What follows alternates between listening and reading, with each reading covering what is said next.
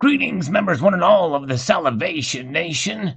2 reasons why gold and silver are up this week.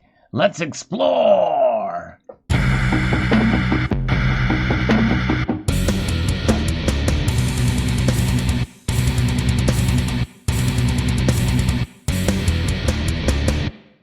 That's right. As you can see here, as the market is wrapping up the week, gold has a pretty healthy gain of over 1.5%. In fact, it's close to 2% increase, up $35.30 an ounce. Gold is at $19.30. That's right, $1,930.20. Once again, breaching the previous nominal record from 2011, which was $1,921 an ounce for a very brief moment of time. Gold is sustained in these high 18s, low 19s for a while, and did breach over $2,000 an ounce for a time as well.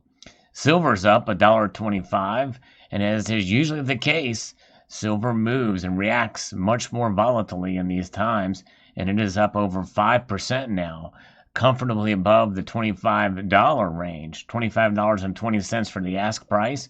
Platinum and palladium have also gained over 3% in movement for the prices for those metals. Palladium is now at $2,500, about $300 off of its record high. Platinum is dangerously skirting the $900 around there. So there we go. So let's get into this. This is an article from CNBC here. Gold jumps on weaker dollar and U.S. stimulus bets. And, those are kind of the things that we can bet on, the 2 reasons why the metal will go up here. And but nonetheless, there is other people that will out there trying to find reasons for the prices to jump up even more so. And my thing is we have to be, for us creators, I believe it is our responsibility to be as accurate as we can with interpreting some information. Now, there can be some things that we see that we make mistakes about. I know I've done it on my channel, misspoke or what have you, but you have to look at the agenda with everything. And we all have an agenda at one point, at some level, but I think we got to be very fair, because the thing that we promote here, and what do we promote here? I mean, obviously I do this because I like to bring the news to folks, but it is a source of income for me as well. But I believe it's incumbent to try to share as much accurate information and to get people to understand the fundamentals of precious metals. What are precious metals? They're a savings account. It's an insurance policy. And we don't want to oversell anything. And I know for me, I'm putting my money where my mouth is and putting income into precious metals for the most part. And because I believe in them, basically for what they are, for what the historic value, the intrinsic value that has stood the test of time, and has stood the test of opinions. It has stood the test of scams and misrepresentations. And I believe that if you look past all that and look at the metal itself, because gold and silver, they have no agenda. They are what they are. The truth lies within the metals themselves, which I believe, are created by God. And, he created everything. And I believe these particular metals are proven throughout history, including in the Bible. And they don't need to be oversold for any reason or conflated with any kind of other scenario or agenda there.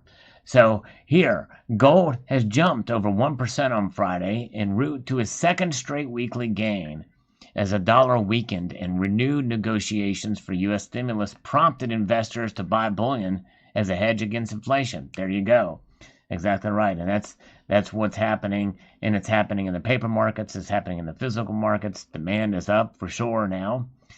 Spot gold rose 1% to $1,912.22 per ounce, up 0.7% so far this week.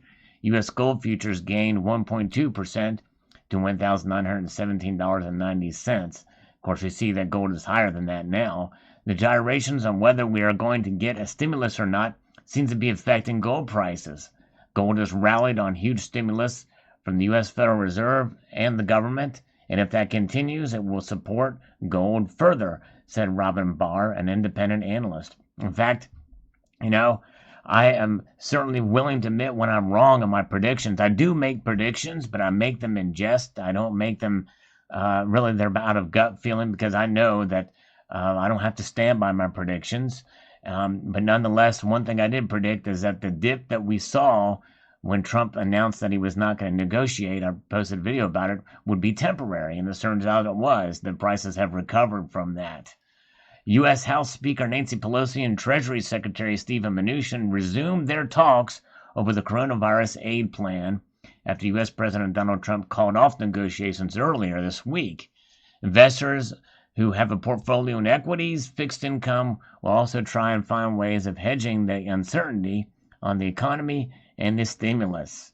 Gold, considered a hedge against inflation and currency debasement, has gained 26% this year, boosted by massive stimulus globally to cushion the pandemic's economic impact. The dollar fell against rivals amid growing bets that Joe Biden would come out on top of the U.S. presidential elections and possibly offer more stimulus post that. The prospect of a Democrat win boosts the incentive to hold gold as a new relief package can be built if the ongoing stimulus talks fall apart. In Oanda, analyst Craig Erlam. Meanwhile, gold-backed exchange-traded funds added over 1,000 tons of bullion worth $60 billion to their stockpile in the first 9 months of 2020, the World Gold Council said. So, interesting. So that's according to the World Gold Council. I know some people will question that. Wonder, is there really enough gold to back up these ETFs? And, well, I think most can agree that there's not. But they have to have some in there. So that's why they talk about this record number that's been going in to cover these ETFs. Silver rose 1.7% to 24.24. These numbers are now a bit outdated, but nonetheless, it is interesting, and that's what happens. Because what is this stimulus? And people that are backing it call it relief, but essentially, it's creating money to give out to the stock market, businesses, corporations, and other government liquidation and that is going to weaken, really, it's going to weaken the dollar. And as we can see, it's already happening. But the dollar strength, the dollar index is a sort of an interesting anomaly. It does not necessarily mean, a strong dollar does not mean that the dollar's purchasing power is greater. It just is a comparison between other currencies in the breadbasket of currencies that are out there against, I think, 6 other that are out there: the won, the euro, and others, the yen. So this is something that that we look at as a gauge to see where gold goes. All currencies are doing. Many central banks are doing the same things. By the way, they're interjecting this quantitative easing program. It's worldwide. And so when you base that strength of others out there, we're all doing the same thing. They could all essentially collapse in some level, in some way. But I don't believe that will happen. I don't believe the dollar or any of the currencies will collapse. I think they'll be revalued, reset, reorganized to give at least an illusion of strength and faith. Because that is what we base everything on in life. It's faith. That includes the dollar bill. That includes when you go through an intersection and you get a green light, you go through it with the faith that the guy on the cross street isn't going to run that red light and hit you. We operate on faith a lot, no matter what your religious affiliation is, by the way. And really, that is the case with precious metals.